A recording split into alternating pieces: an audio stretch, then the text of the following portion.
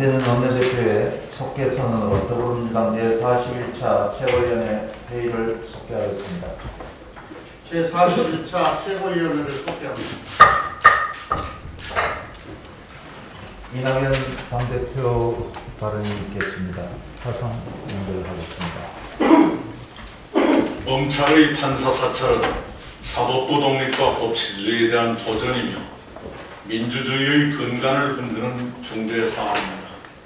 어제 공개된 대검의 관련 문건은 그런 우려를 자아내기에 충분한 것이었습니다.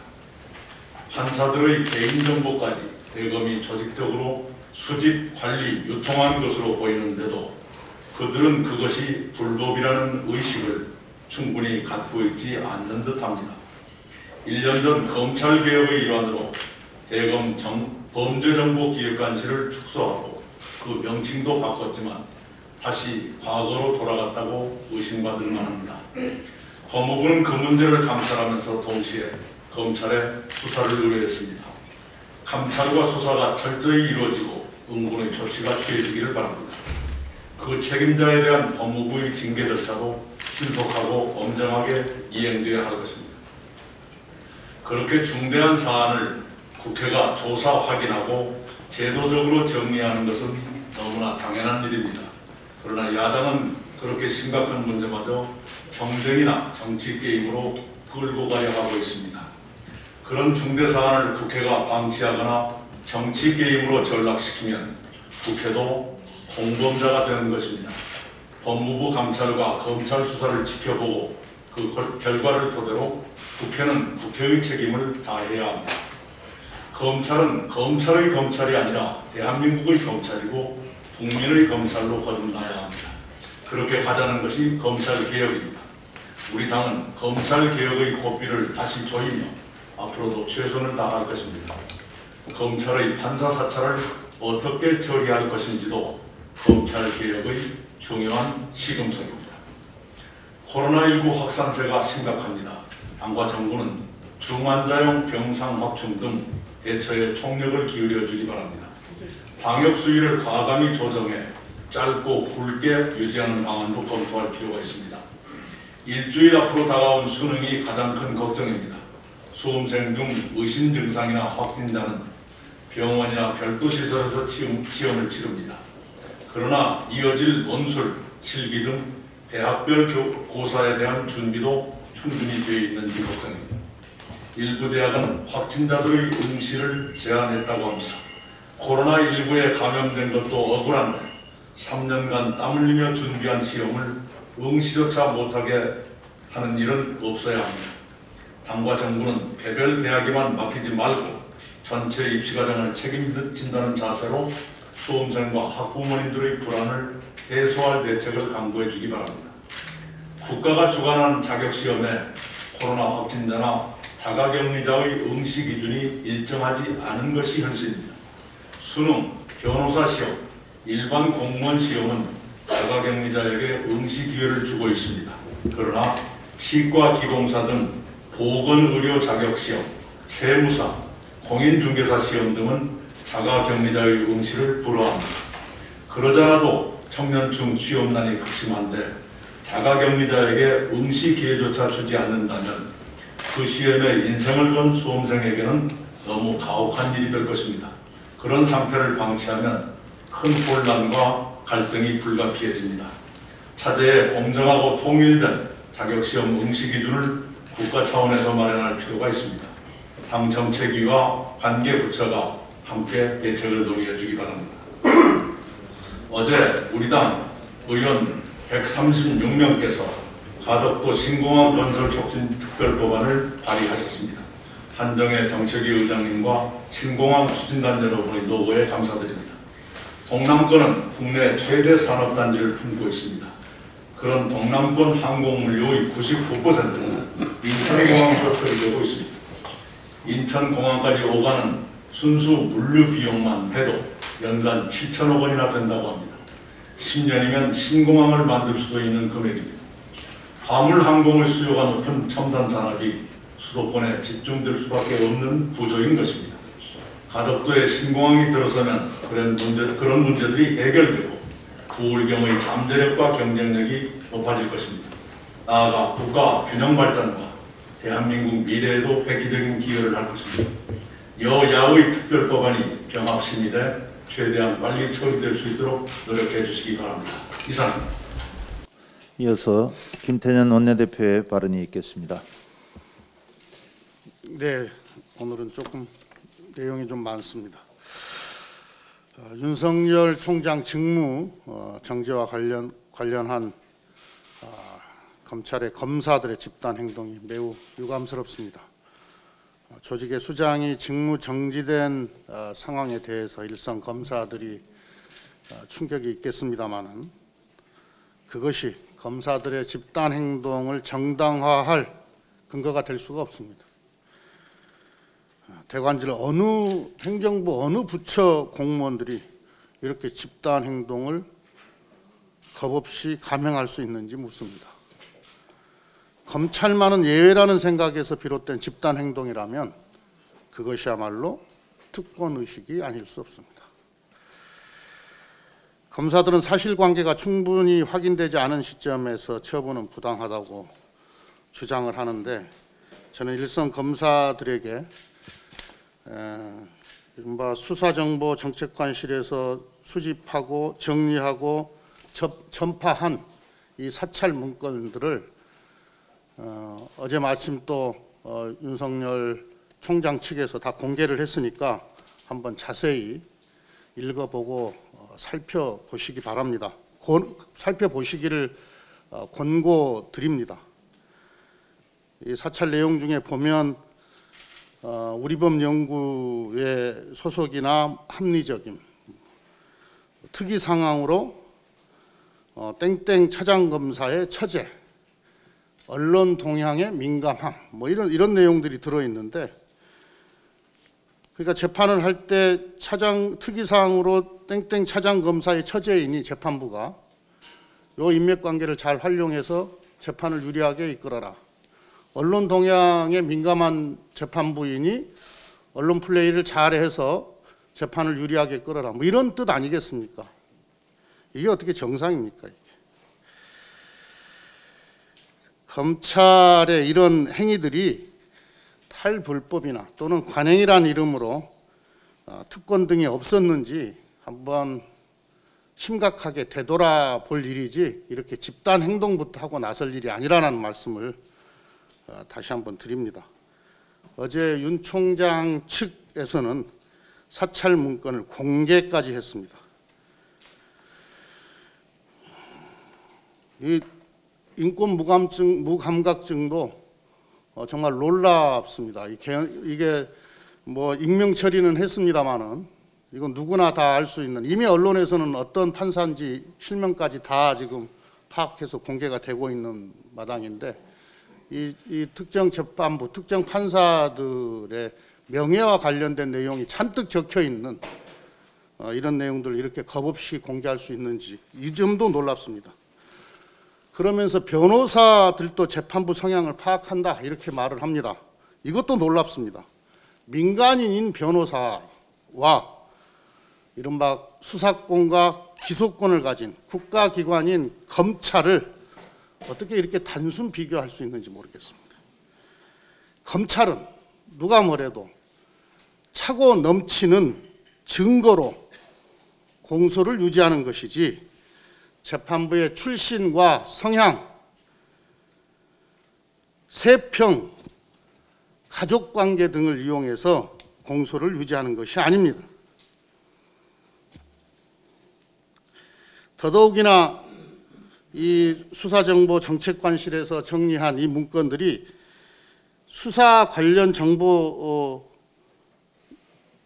수집이기 때문에 수집을 할 수 있기 때문에 직무 범위 안에 들어있다고 강변을 하고 있습니다. 이 정말로 놀라운 이야기입니다. 그러면 이 재판부의 이 사찰 문건들이 언제든지 수사 자료로 활용될 수 있다.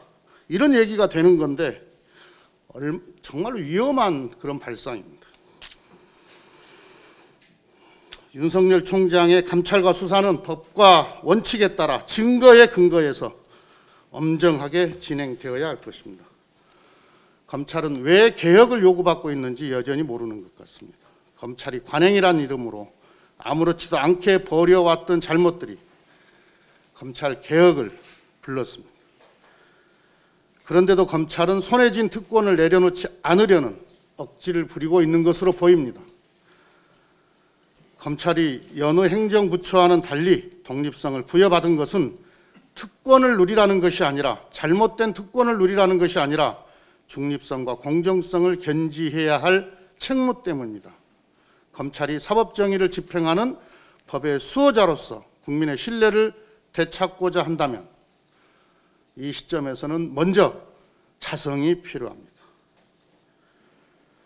그것이 지금 검찰에 요구되는 국민의 지상명령임을 잘 인식해 주기 바랍니다. 올해 종부세에 대한 여러 가짜뉴스가 또다시 혹세무민의 수단이 되고 있습니다. 최근 올해분 종합부동산세 고지서가 발급되면서 국민 불안을 조정하는 세금 폭탄론이 무분별하게 확산되고 있습니다. 정부를 공격하기 위한 매우 의도적인 가짜뉴스 생산과 유포로도 보여집니다. 수십억 대 다주택을 보유한 우리 국민의 거의 1%의 사례를 침소봉대해서 사실을 왜곡하고 있습니다. 매우 안타깝습니다. 1주택자의 경우 시가 약 12억 원 이상에 적용되는 종부세를 내는 사람은 전 국민의 1.3%에 불과합니다. 또한 1.3% 종부세 과세 대상자 가운데서 64.9%인 43만 2천 명의 세 부담은 1년에 100만 원 이하입니다. 한 달에 10만 원도 되지 않습니다. 종부세는 부동산 보유에 대한 조세 형평을 맞추기 위한 수단입니다. 내년부터 적용되는 종부세 개편안은 가구당 실거주용 집 한 채 보유를 유도하는 데 초점이 맞춰져 있습니다. 실제로 올해도 종부세 대상자의 82%인 37만 6천 명이 다주택자입니다.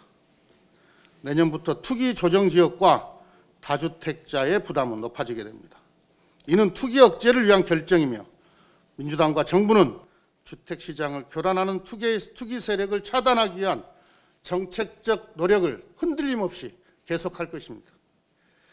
반면 집 한 채를 5년 이상 장기 보유하거나 만 60세 이상 어르신의 경우에는 최대 70%까지 세액공제를 받을 수 있게 되어 있습니다. 이것 또한 더 확대됩니다. 부동산 보유 세제를 더 이상 정치적 도구로 악용해서는 안 됩니다. 사실과 다르게 과장되고 왜곡된 주장은 시장의 혼란을 가중시키기 때문입니다. 세금 폭탄론으로 국민 불안을 부추기는 형태 멈추기 바랍니다. 잔혹한 성범죄로 국민을 충격에 빠뜨렸던 박사방 조주빈에게 징역 40년의 중형이 선고됐습니다.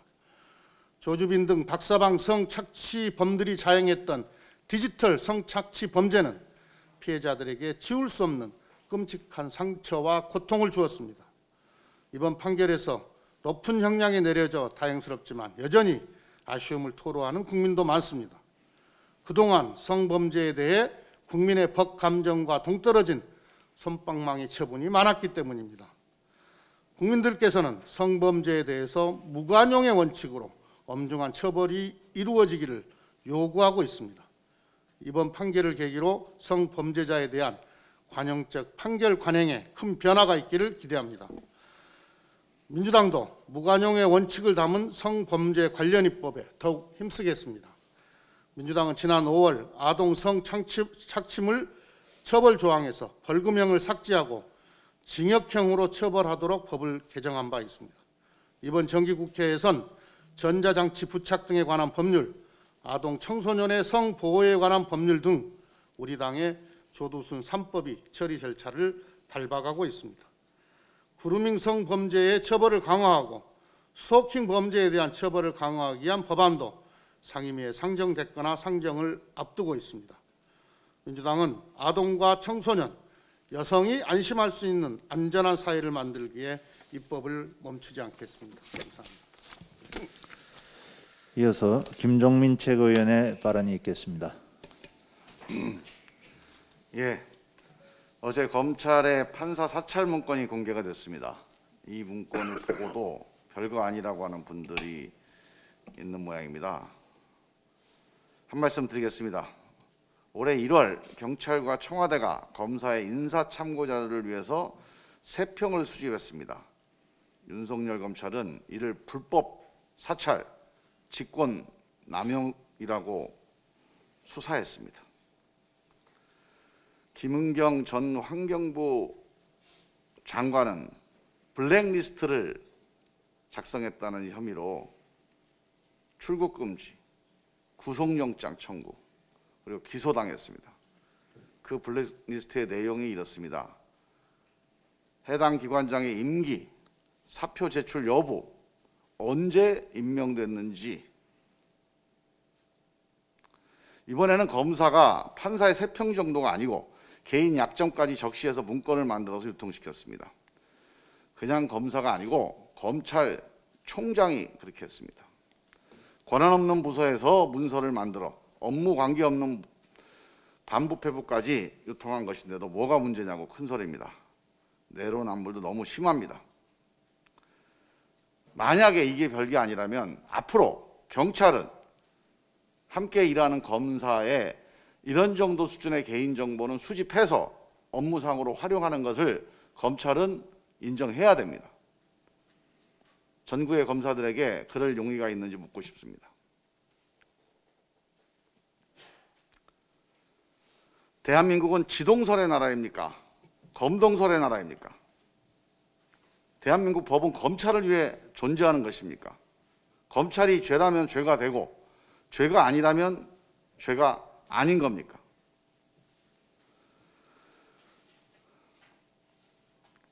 유명한 사회철학자 토마스 홉스는 구약성서에 나오는 지상에서 더 힘센 자가 없는 바다동물 리바이어던을 국가폭력의 상징으로 책을 썼습니다. 저는 이번 검찰의 행동을 보면서 검찰은 법 위에 서 있는 리바이어던 아니냐, 대한민국의 마지막 남아있는 리바이어던 아닌가 하는 생각이 들었습니다. 권력기관의 정보활동은 엄격하게 제한해야 됩니다. 검찰 같은 권력기관은 정보 취합 자체가 권력 행사입니다. 수사정보 외에는 개인정보를 취합하지도 유통하지도 활용하지도 말아야 합니다. 법에 엄격하게 금지하고 있습니다. 이번 판사 개인정보를 취합 유통시킨 행위는 그 내용과 형식 모두 불법 부당합니다. 대검에서 판사의 약점에 해당할 수 있는 정보를 취합하는 것 자체가 불법입니다. 더구나 이를 수사부서인 반부패부에 공유했다는 것은 어떤 이유로도 정당화될 수 없습니다. 판사의 친인척이 암흑의 검사라든가 판사가 농구 동아리 출신이었다는 개인정보가 공소유지에 어떻게 필요가 있겠습니까? 필요할 때 연락해서 영향력을 발휘해보라는 의미 외에 다른 해석이 가능합니까? 우리법연구회 무리야기 판사 블랙리스트 기록이 공소유지에 무슨 필요가 있습니까? 검사를 협조하지 않는 판사를 공격할 때 재료로 필요한 거 아닙니까? 더욱 놀라운 건 이런 불법 부당한 지시를 대검에서 총장이 지시했다는 사실입니다. 더더욱 놀라운 것은 전국의 검사들이 이런 불법 부당한 행위를 비호하고 지지하고 있다는 점입니다. 검찰의 제19 감싸기가 도를 넘었습니다. 근본적인 검찰개혁 없이는 이를 해결할 수 없다는 것이 국민들의 판단일 것입니다. 최근의 일련의 사례는 검찰개혁이 지난 20년 동안 왜 이렇게 어렵게 지체되어 왔는지를 보여주고 있습니다. 이제는 검찰개혁의 길을 막을 수 없습니다. 민주당은 이번에 국민과 함께 반드시 검찰개혁의 임무를 완수할 것입니다. 이상입니다. 다음은 염태영 최고위원의 발언이 있겠습니다. 예. 이틀 전인 11월 25일 대통령 직속 경제사회노동위원회 산하 공공기관위원회가 노동이사제 도입과 직무가치를 반영한 임금체계 개편 그리고 임금 피크제 제도 개선 이런 내용을 담은 노정 합의문을 발표했습니다. 이번 합의안은 노동계, 정부, 공익위원으로 구성된 공공기관위원회가 1년여 산고 끝에 만든 것입니다. 이로써 중앙정부 산하 340개의 공공기관은 앞으로 노동자의 경영 참여를 보장하고 호봉제에서 직무급제로 나아가는 단초를 마련했습니다. 이번 합의안은 내용도 중요하지만 결과를 만들기까지 과정도 매우 의미가 있습니다. 공공기관 노동자가 사용자인 정부 측과 함께 개혁의 주체로서 스스로 변화의 길을 모색하도록 충분한 시간과 절차를 보장했기 때문입니다. 특히 직무중심 임금체계 개편을 획일적, 일방적 방식이 아닌 개별 공공기관의 노사 합의를 통해 자율적, 단계적으로 추진한다라고 함으로써 앞으로 기관별 특성을 반영한 상향식 실행 로드맵을 추진할 수 있게 되었습니다. 이제 공은 국회로 돌아왔습니다. 노동이사제 도입 등의 시행은 법률적 뒷받침이 필요합니다. 이런 내용을 담은 공공기관의 운영에 관한 법률 개정안이 3건, 박주민 의원안, 김주영 의원안, 김경엽 의원안 이 3건이 각각 국회에 입법 발의되어 있습니다. 국회는 빠른 시일 내에 단일안을 만들고 법안을 통과시켜서 모처럼 이룬 우리 사회의 대타협 정신이 결실을 맺을 수 있도록 해주시기 바랍니다. 이상입니다. 이어서 노웅래 최고위원의 발언이 있겠습니다. 검찰 개혁을 둘러싼 논란, 걱정과 우려도 많지만 아파도 한 번은 겪고 뛰어넘어야 할 시대 전환기적 과제입니다. 이번 윤석열 총장에 대한 감찰 결과로 드러난 판사 불법 사찰은 명백한 검찰판 사법농단입니다. 윤 총장은 판사들에 대한 불법 사찰을 지시하고 이를 보고받은 뒤 일선 검사들에게 배포까지 했다고 합니다. 실제로 담당 판사의 학력과 취미 등 개인 정보부터 무리야기법관, 우리법연구회 등 개인 성향까지 분석한 이 자료의 생성과 배포는 공명정대해야 할 법원의 판단에 영향을 미치려고 했다는 점에서 아주 심각한 사법농단입니다. 그런데도 윤 총장은 법적 절차에 따른 감찰 조사를 거부하고 법무부의 직무정지 조치에 불복하면서 자신을 임명한 정부를 상대로 법정 소송으로 싸우겠다고 맞서고 있습니다. 이쯤 되면 소송 결과와 상관없이 권위를 상실한 검찰총장으로서 정상적인 직무 수행은 어려워졌습니다. 이제 윤 총장은 더 늦기 전에 명예롭게 내려놔야 합니다. 검찰총장도 정부의 일원으로 정부에 부담만 주는 것은 고위공직자, 고위공무원의 자세가 아닙니다.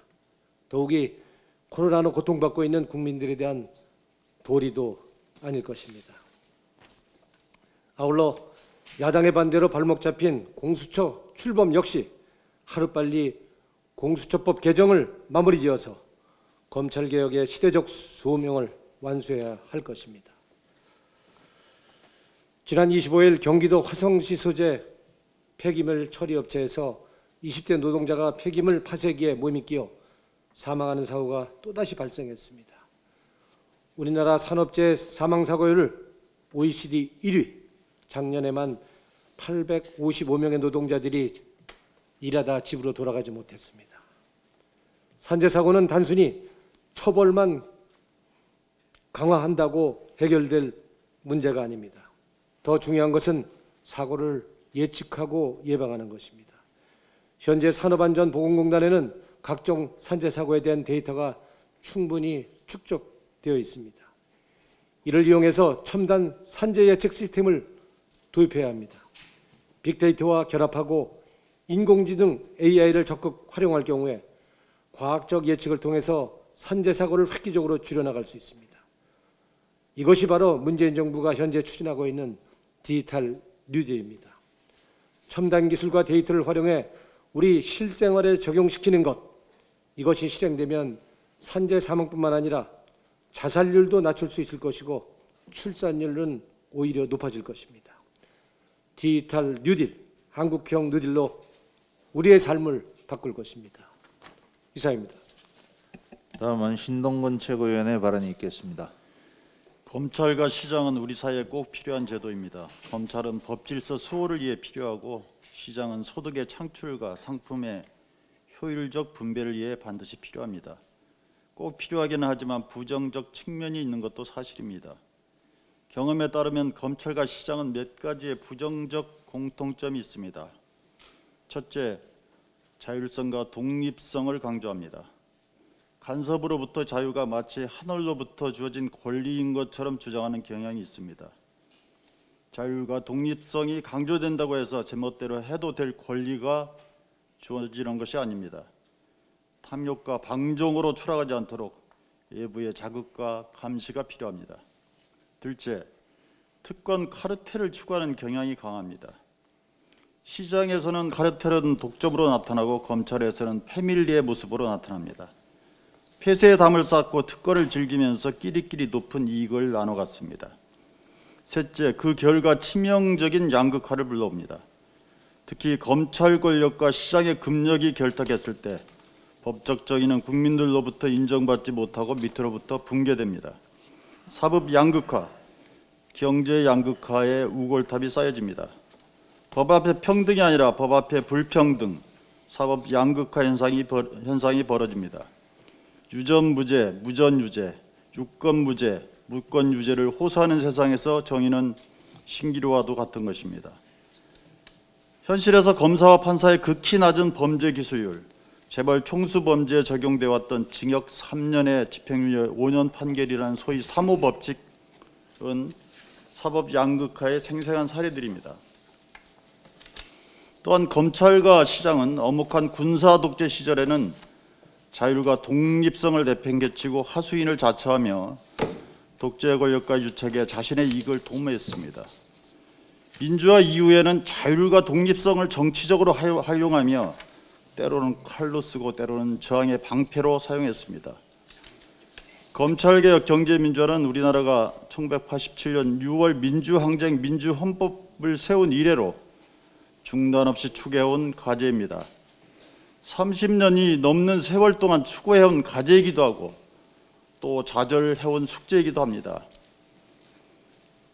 공수처 설립, 검경 수사권 조정 등 검찰개혁 제도들과 공정경제 3법 등 경제민주화 법안들은 우리 사회의 진보와 민주주의의 진전을 위한 요구였습니다. 이제 그 성과가 가시화되고 있습니다. 하지만 윤석열 총장을 비롯해 검찰 일부의 단발마적 저항이 거셉니다. 판사 사찰 문건을 공개하는 것은 검찰 스스로 불법 행위를 드러낸 것으로 검찰의 초법적 멘탈과 인권의식의 부족에 놀라울 따름입니다. 이는 불법 행위를 정쟁화시키려는 정치검찰의 민낯을 여과 없이 보여준 것입니다. 국민의힘은 공수처법이 부여한 비토권을 파투권으로 변질시켰습니다. 동트기 전에 가장 어둠이 짙다고 했습니다. 어떠한 거친 저항이 있더라도 검찰개혁과 경제민주화 반드시 이루겠습니다. 하나 더 말씀드리겠습니다. 국회에는 세월호 참사의 진상규명을 위한 사참위법 개정안이 계류 중입니다. 위원회의 활동기간을 연장하고 조사기간 중 공소시효를 정지하는 등의 내용입니다. 사참위는 그간 세월호 CCTV 블랙박스라고 할 수 있는 DVR 수거 과정 및 조작 가능성에 대한 의혹을 발견하였고 고 임경빈 군 구조 지연 문제 등을 제기했습니다. 뿐만 아니라 기무사와 국정원의 민간인 사찰 등을 조사해 왔습니다. 다만 활동기간 2년 중 올해 1월부터 코로나로 인해 대부분의 대면 조사를 수행하지 못했기 때문에 세월호 진상규명을 위해서는 기간 연장이 반드시 필요한 상황입니다. 국민의힘 역시 세월호 피해 가족들을 만나 최선의 협조를 약속했다고 언론이 보도한 바 있습니다. 내년 4월에 주요 범죄에 대한 공소시효가 만료되는데 과거 군사망 사고, 진상규명 등의 사례를 보면 조사기관 중에는 공소시효를 정지한 입법례가 있습니다. 304분의 희생자가 있는 참사 앞에 그 책임자는 사법적으로 합당한 책임을 져야 하지 않겠습니까? 세월호 참사는 여야가 따로 없습니다. 국민의힘은 세월호 진상규명을 위한 사회적 참사법이 국민의 요구대로 통과될 수 있도록 전향적으로 논의에 동참해 주길 바랍니다. 이상입니다. 다음은 양향자 최고위원의 발언이 있겠습니다.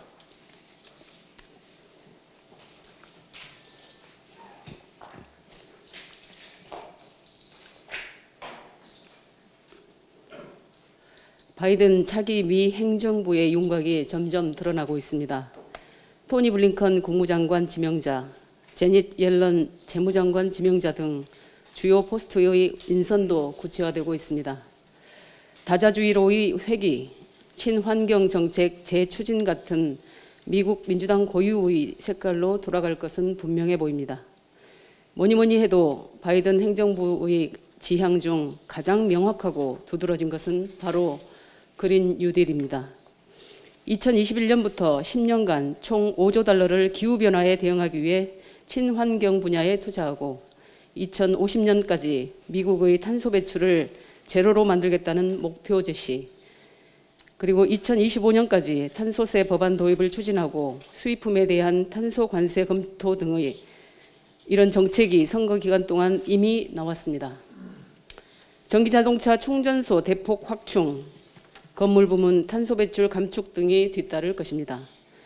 바이든 대통령 취임식이 열리는 내년 1월 20일 첫 조치로 미국이 탈퇴한 파리 기후 변화 협약에 재가입하겠다는 것이 그린 뉴딜의 신호탄이 될 것입니다.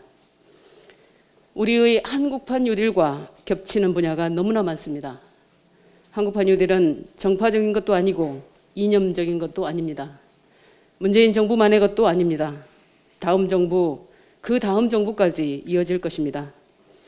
우리 기업 중에는 이미 ESG, 즉 환경, 사회, 지배구조, 경영의 깃발을 든 곳도 있습니다. 미국과 기술 패권 전쟁을 벌이는 중국도 마찬가지입니다. 세계의 공장이나 다름없는 중국도 어쨌든 탄소 중립을 선언했습니다. 미국 증시에서는 중국계 전기자동차 관련 기업들이 초강세입니다. 바이든 캠프의 그린 뉴딜 계획에 참여한 제러미 리프킨 교수는 우리 언론과 인터뷰에서 바이든 정부의 기후변화 정책은 한국에 미치는 영향이 매우 클 것이라고 예상하면서 한국의 뉴딜 정책에 대해서는 매우 약한 수준으로 중국, EU와 같은 변화의 규모와 수준을 따라가야 할 것이라며 말했습니다. 우리의 현실에 대한 냉정한 지적이자 진심 어린 조언이 아닐 수 없습니다. 지금 한국판 뉴딜에 대한 우리의 계획과 예산이 과한 것이 아닙니다. 모자랍니다. 이르지 않습니다. 사실 이미 늦었습니다. 지금 열심히 하지 않으면 5년 후, 10년 후에, 아니 당장 내년부터 후회하게 될 것입니다. 야당에 호소합니다. 싸울 것은 싸우더라도 힘을 합칠 것은 합칩시다. 여야, 노사 모두가 힘을 합쳐야 합니다. 지금 우리는 코로나와 전쟁을 하고 있습니다. 코로나가 끝나면 그린 뉴딜이라는 이름의 또 다른 전쟁이 시작될 것입니다. 미리 준비하지 않으면 이길 수 없습니다. 내년도 예산안 편성이 그 시작입니다. 국민의힘에 다시 한번 촉구합니다. 다른 사안들을 예산안과 연계시킬 생각은 버리십시오. 오직 예산안에 집중한다고 약속하십시오. 간절한 마음으로 호소합니다. 이상입니다. 이어서 박홍배 최고위원의 발언이 있겠습니다.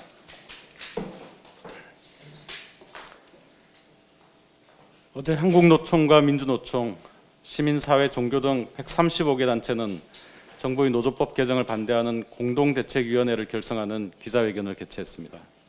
대책위원회는 결사의 자유를 더 후퇴시키는 노조법 개정 정부안을 폐기하고 ILO가 지속적이고 명시적으로 개정을 공고한 법조항부터 기본협약과 결사의 자유 원칙에 맞게 개정할 것을 요구했습니다. 경총과 대한상의 등 32개 경제단체들도 노조법 개정 정부안에 대한 반대 의견을 국회에 제출했습니다. 이들은 ILO 기본협약 비준 취지에는 동의한다고 하면서도 정부안대로 노조법을 개정할 경우 노조로의 힘쏠림 현상이 심화될 것이라고 주장했습니다. 경영계는 해고자, 실업자의 노조가입 허용이 불가피하다면 대체근로 전면 허용 등 대항권을 달라고 요구합니다. 단체 행동권을 무력화하겠다는 것입니다. 모든 형태의 직장 점거 금지도 요구하고 있습니다. 로비에서의 피켓팅조차 용납하지 않겠다는 것입니다. 부당노동 행위와 관련하여 사용자 형사처벌 규정 삭제와 노조처벌 규정 신설도 주장합니다. 경영계는 ILO 기본협약 비준을 반대할 명분이 없자 마치 흥정을 하듯 ILO 기준과 정신에 부합하지 않는 노동권 제약 조항들을 요구하고 있습니다. 국민의힘은 노조법 개정 정부안에 대한 노동계와 경영계의 반발을 핑계로 ILO 협약 비준을 또 지연시키려 하고 있습니다. 자신들의 입장은 없이 남 탓을 하며 법 개정을 할 수 없다고 말하는 것은 공당의 자세가 아닙니다. 국민의힘은 ILO 기본 협약 비준과 노조법 개정에 대한 입장을 분명하게 밝히시기 바랍니다. ILO 협약 비준을 지연시킨 결과가 한이후 FTA 위반과 통상 리스크 증가로 기결될 경우 국격과 국익 훼손의 모든 책임을 국민의힘이 져야 함을 재차 강조합니다. 입법 위인, 법은 사람을 위한 것이어야 한다는 당연한 이 말을 다시 생각해 봅니다. 노동법은 일하는 사람을 위한 것이어야 합니다. 현행법은 노조법상 근로자로 인정되기 어렵고 노조를 설립해 신고증을 받기 어려우며 취약계층 노동자들이 노조를 만들고 활동하는 것이 너무 어렵습니다. ILO 기본 정신은 일하는 사람 누구나 노조 설립과 가입, 활동이 자유로워질 수 있도록 진입장벽을 낮추는 것입니다.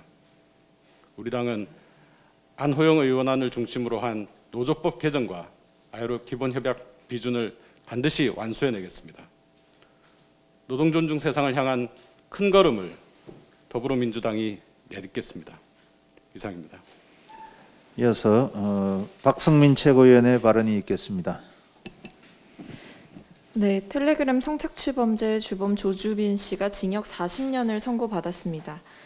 그리고 재판부는 조 씨가 운영한 박사방을 조직적인 범죄 집단으로 인정했습니다. 이 점에서 굉장히 의의가 크다고 생각합니다. 그리고 나머지 피고인 공범 5명에게도 실형이 선고되었습니다. 협박을 통해 성착취물을 제작하고 이를 유통해서 수익을 얻는 등 피해자들의 영혼을 파괴하는 살인 행위를 거진 살인에 가까운 행위를 저지른 조주빈을 비롯해 N번방과 박사방에 참여하고 관전하고 돈을 냈던 공범들이 모두 자신의 행위를 끝까지 책임질 수 있도록 지켜보겠습니다. 악마의 삶 운운했지만 범죄자에게 서사를 부여할 이유는 없습니다.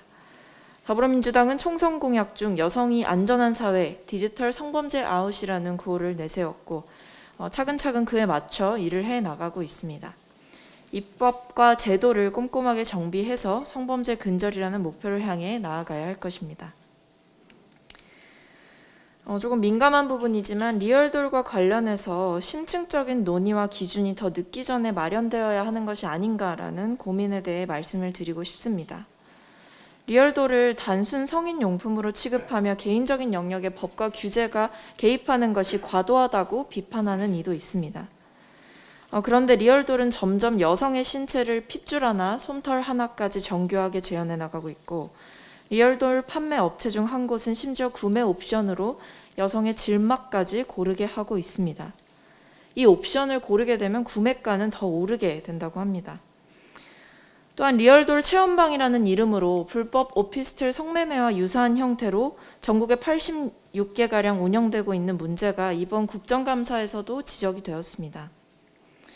대법원은 지난해 리얼돌이 사람의 존엄성과 가치를 심각하게 훼손하거나 왜곡했다고 할 정도가 아니라고 했지만 여성이 극도로 성적 대상화되고 있는 이 상황 속에서 리얼돌을 그저 성인용품의 하나 혹은 개인적인 영역의 하나로 보아야 하는 것인지 우리 사회가 다 함께 머리를 맞대고 고민해야 한다고 생각합니다. 특히 법과 규제를 통해 우리 사회의 질서와 여러 가지 상황들을 만들어 나가는 책무가 있는 국회 차원에서는 이 같은 논의가 보다 심도 깊게 그리고 다각도에서 검토되고 고민될 필요가 있다고 봅니다.